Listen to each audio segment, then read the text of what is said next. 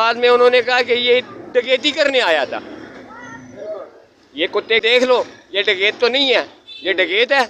ये डकैत कहाँ से आ गया? ये आपको ये किसने कहा डकैती कर रहे हैं? तो उन्होंने ये कातिलों ने, ये पुलिस मौकफ अपना रही है। उन्होंने मौकफ बनाया ना, ये उन्होंने मौकफ बनाया।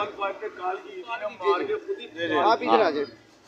यानी कि उन्होंने मार के फिर 15 पे कॉल की, चोर उल्टा कतवाल को काटे। यानी कि ये फनकारी उनकी जो है, आप क्या समझते हैं कि पंजाब पुलिस इस हद तक ना वाकिफ़ है इनके जराइम और इनके क्राइम से कि उनको ये शह देगी?